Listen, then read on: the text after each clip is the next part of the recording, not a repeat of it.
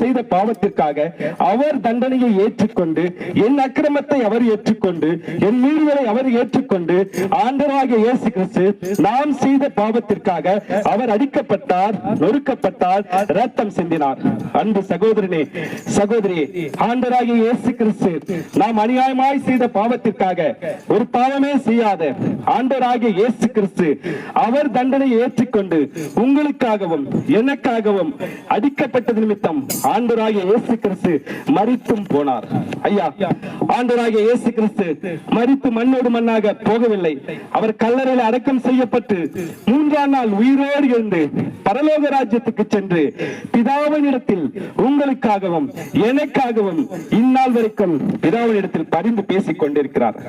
ஐயா, என் கைகளினால் செய்த பாவத்திற்காக அவர் கைகளில் ஆணிகள் அடிக்கப்பட்டது. என் கால்களினால் செய்த பாவத்திற்காக ஆண்டவராகிய இயேசு கிறிஸ்துவின் கால்களில் ஆணிகள் அடிக்கப்பட்டது. என் சரீரத்தினால் செய்த பாவத்திற்காக ஆண்டவராகிய இயேசு கிறிஸ்துவின் சரீரத்திலே ஈட்டியால் குத்தினார்கள், வாரினால் அடித்தார்கள். என் சிந்தையினால் செய்த பாவத்திற்காக ஆண்டவராகிய இயேசு கிறிஸ்துவின் தலையிலே மூர்க்கிரீடம் சூட்டப்பட்டது. என் வாயினால் செய்த பாவத்திற்காக ஆண்டவராகிய இயேசு கிறிஸ்துவுக்கு கசப்பு கலந்த காடி தண்ணீர் கொடுக்கப்பட்டது. ஐயா, ஆண்டவராகிய இயேசு கிறிஸ்து யார் அந்த இயேசு? யார் அந்த இயேசு என்று கேட்பீர்கள் என்றால், அவர் மரித்தவரை உயிரோடு எழுப்பினவர். யார் அந்த இயேசு? அவர் குஷ்டரோகியை சுஸ்தமாக்கினவர். யார் அந்த இயேசு? அவர் குருடருக்கு பார்வை கொடுத்த தேவன். யார் அந்த இயேசு? அவர் முடவரை நடக்க செய்தவர். யார் அந்த இயேசு? அவர் செங்கடலை இரண்டாக பிரித்தவர். யார் அந்த இயேசு?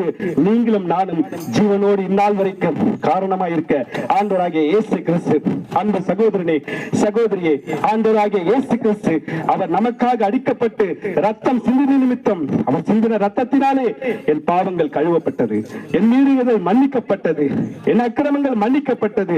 அப்போது இருந்த சந்தோஷத்தையும் சமாதானத்தை நாங்கள் பெற்றுக்கொண்டு இதோ இந்த பகுதியிலே உங்களோடு வந்து பேசிக் கொண்டிருக்கேன். ஐயா, ஒரு நாளிலே